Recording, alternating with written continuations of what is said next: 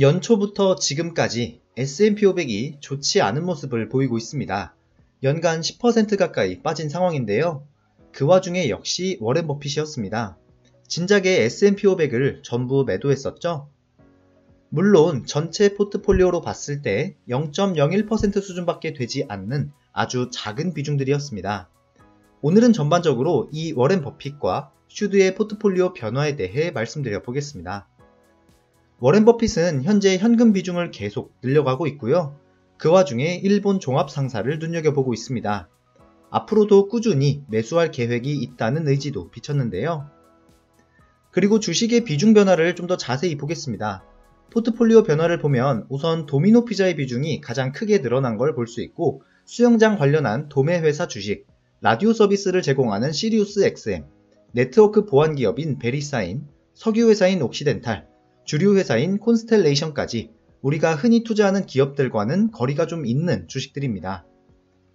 이번엔 매수 종목들에 대한 섹터를 보겠습니다. 대체로 경기 소비재가 많은 부분을 차지하고 있고요.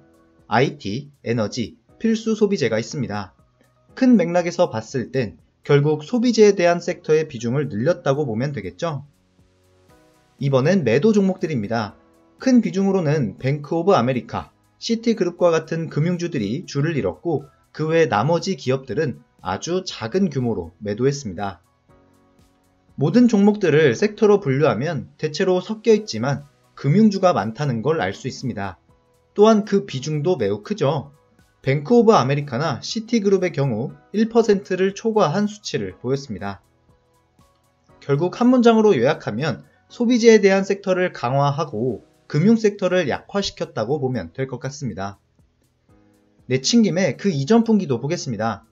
24년도 3분기를 봐도 역시 도미노 피자에 대한 매수 비중이 가장 컸음을 알 수 있고, 애플을 대량 매도했다는 걸 알 수 있습니다. 역시나 여기서도 캐피탈 원, 누홀딩스, 뱅크 오브 아메리카와 같은 금융주 매도가 많았죠. 그 이전 분기인 2분기와 1분기를 봐도 대부분 매수 매도량이 크지 않아서 포트폴리오 비중에 큰 변화는 없었지만, 눈에 띄는 점은 애플을 대량으로 꾸준히 매도했었다는 부분입니다. 자, 그래서 이 현금화 시킨 것들 다 어디로 갔는지 살펴보니 단기채에 투자하고 있었습니다. 비중이 2023년보다 2배 이상이 늘었죠. 단기 채권에 투자한다는 의미는 즉 현금 보유량을 늘린다는 의미와도 같습니다. 그래서 다시 요약하면 소비재와 현금의 비중을 늘리고 있고 금융 섹터의 비중을 줄인다는 말과 같습니다. 이번엔 슈드의 포트폴리오 변화를 살펴보겠습니다. 그 이전에 이번 3월 말에 있었던 배당 성장에 대해 그냥 지나칠 수 없겠죠. 주가는 큰 폭으로 올라주진 못했는데 배당 성장률은 22%로 어마어마했습니다. 만약에 나머지 3개 분기 모두 배당 성장이 전혀 없다고 가정해도 4.54%의 배당 성장률을 기록한다는 말이 되는데요. 아마 직전 해에 같은 분기에 배당 성장률이 낮았으면 좀 더 큰 폭으로 상승해왔던 만큼 사실 2분기나 3분기는 직전 해에 워낙 성장률이 높아서 1분기에는 너무나 좋았지만 이번에는 크게 기대하지는 않고 있습니다. 자, 그렇다면 이번엔 슈드의 리밸런싱 하기 전 포트폴리오와 섹터별 비중을 보겠습니다. 역시 금융과 헬스케어 비중이 가장 높았고요. 탑10 종목에는 헬스케어가 다수 포진해 있었지만 나머지 90여 개의 종목에서 금융주가 상당히 높은 비중을 차지하고 있었습니다. 그래서 편출된 종목은 17개, 편입된 종목은 20개가 되었고요. 우리가 대표적으로 알고 있고 비중도 꽤 컸던 화이자와 블랙록이 이번에 편출 종목이 되었습니다. 편입 종목은 코노코필립스라는 에너지 회사, 그리고 제약회사에서 아주 인기가 좋은 머크가 자리에 있고요. 구성 종목 탑10도 조금 바뀌었죠. 헬스케어가 가장 독보적으로 많았는데 에너지 섹터의 비중이 늘어났습니다. 섹터 현황을 봐도 에너지 섹터가 기존의 5위였는데 1위까지 자리매김한 결과를 볼 수 있습니다. 이 섹터를 직전 포트폴리오와 증감 비율로 표기하면 이런 수치가 나오는데요. 에너지와 필수 소비재의 섹터가 늘었다는 걸 알 수 있고 금융 섹터의 비중이 눈에 띄게 줄어들었다는 점도 확인할 수 있습니다. 신규 편입되면서 슈드의 가장 큰 비중을 차지하게 된 코노코필립스의 5년간 TR 성과를 차트로 보면 S&P 500 대비 2배 이상 앞서가는 걸 볼 수 있습니다. 최근 5년의 흐름은 좋아 보이고 현재 배당률은 3.34% 수준, 그리고 5년 배당 성장률은 16% 수준으로 슈드의 평균보다는 높은 결과치입니다. 배당 부분을 보게 되면 1989년부터 배당을 지급한 역사가 깊은 종목이라고 할 수 있고요. 배당 성장도 매해 꾸준히 기록해왔지만 2016년도 66%가량 배당 삭감을 하면서 3분의 1로 배당금을 줄여버린 적이 있었습니다. 2022년과 23년도의 경우 특별 배당이 있어서 배당 삭감은 아니었기 때문에 슈드의 종목으로 편입이 가능했던 것으로 보입니다. 다시 워렌 버핏으로 돌아와서 종목이 아니라 섹터별로도 한번 보겠습니다. 가장 크게 비중을 줄인 건 역시 금융 섹터였고 나머지 섹터의 경우 크게 의미 있는 비중 제거라고 보기는 힘든 수치입니다. 반면 편입 종목을 보면 현금 비중 확보 때문인지 비교적 많지는 않지만 그래도 그 와중에 소비재와 관련한 섹터 그리고 에너지만 포트폴리오에 편입시켰음을 알 수 있습니다. 그러니까 두 포트폴리오의 공통점을 보면 에너지와 필수 소비재에 집중한 반면 눈에 띄게 금융주의 비중을 감소시킨 것을 알 수 있죠. 그렇다면 에너지와 필수 소비재가 2025년도 유망 섹터가 될 수 있을지를 좀 더 자세히 들여다보겠습니다. 2010년부터 현재까지 S&P 500에서의 섹터를 연도별 성과로 나타낸 표입니다. YTD로 표기되어 있는 올해의 경우 아직 1분기밖에 지나진 않았지만 에너지 섹터의 수익률이 가장 좋은 걸 알 수 있습니다. 여기서 소비재는 두 개로 나뉘는데요. 슈드에서 집중적으로 늘렸던 분야는 필수 소비재였습니다. 반면에 워렌 버핏의 포트폴리오에서 도미노 피자의 경우는 경기 소비재였고 주류 회사인 콘스텔레이션의 경우는 필수 소비재인데요. 같은 소비재이지만 약간의 차이가 있다는 점은 알아야겠습니다. 이번엔 2010년도부터 섹터별 성과를 보겠습니다. 보시다시피 19.8%로 연평균 성과가 가장 높은 섹터는 IT였고요.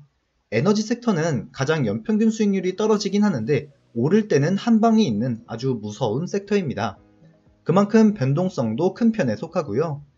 헬스케어의 경우 정말 잔잔하고도 준수한 수익률을 보여주고 있습니다. 섹터별 ETF들을 대거 출시한 회사로는 바로 스파이를 만든 회사인 스테이트 스트리트라는 회사가 있죠. 여기서 X로 시작하는 이 ETF들을 보시면 섹터를 추종하는 종목들로 구성되어 있습니다.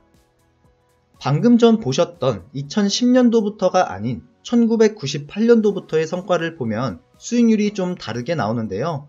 리츠와 통신 서비스의 경우 상장일자가 비교적 최근이어서 제외하고 보면 S&P 500을 유의미하게 뛰어넘은 건 유일하게 헬스케어 섹터였습니다. 수익률과 변동성 모든 측면에서 앞서고 있었죠. 이번엔 워렌 버핏과 슈드의 비중이 높아진 에너지의 경우 수익률은 높지만 변동성이 상당하고요.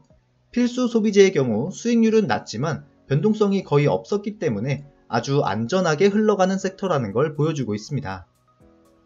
워렌 버핏과 슈드가 집중하고 있는 필수 소비재, 에너지 섹터와 유의미하게 좋은 성과를 보였던 헬스케어까지 이 세 개의 성과를 차트로 비교해보면 역시 에너지 섹터가 변동성이 상당히 크다는 걸 다시 한번 체감할 수 있습니다.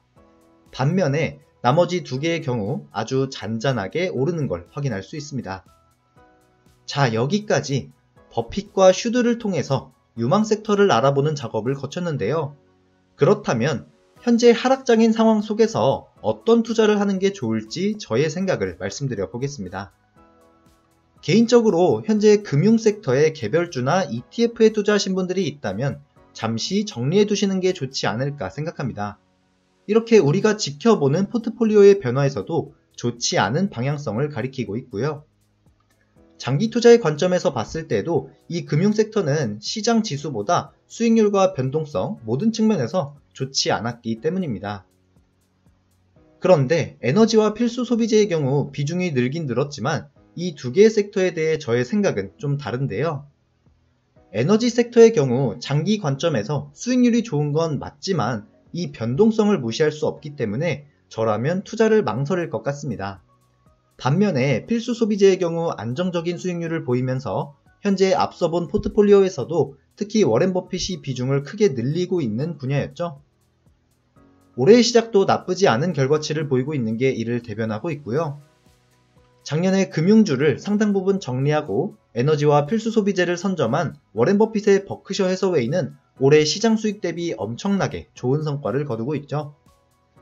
그래서 올해 시장 지수 대신 필수 소비재나 에너지로 대피하고 있는 판단도 나쁘지 않을 텐데 저라면 필수 소비재로 선택할 것 같습니다. 그마저도 선택이 어렵다면 그냥 버크셔 해서웨이로 대비하셔도 좋은 대안이 될 것 같습니다. 버크셔 해서웨이, 워렌 버핏의 합법적인 리딩방이죠. 알아서 유망 섹터와 종목을 선정하고 현금 비중까지 조절해 주는데 수십 년간 시장 퍼포먼스를 능가한 종목이기 때문입니다. 또 하나 아주 유명한 섹터별 사이클이죠. 워렌 버핏과 슈드는 현재 증시가 정점을 찍고 후퇴기에 진입했다고 판단하는 것 같습니다. 따라서 이 시기에 적합한 섹터에 잠시 피해 있는 것도 하나의 방법이 되지 않을까 생각합니다. 국내에 상장된 대표 종목으로는 코덱스에서 출시한 섹터별 ETF가 있고 라이즈의 버크셔 포트폴리오 탑10 종목도 참고하시면 좋겠습니다. 워렌 버핏의 주주 서한의 내용으로 마무리하겠습니다. 버핏은 현금 보유를 많이 하고 있는 건 맞지만 대부분 주식에 있고 그 시장을 떠나지 않았다는 걸 얘기해 주었습니다. 그리고 미국에 투자해서 성공해 왔다는 점까지 언급했죠. 그러니까 우리도 현금은 일부 조정할지언정 시장을 떠나는 일은 없도록 하는 게 좋을 것 같습니다. 오늘도 긴 영상 함께 해주셔서 감사드립니다. 배당머니였습니다.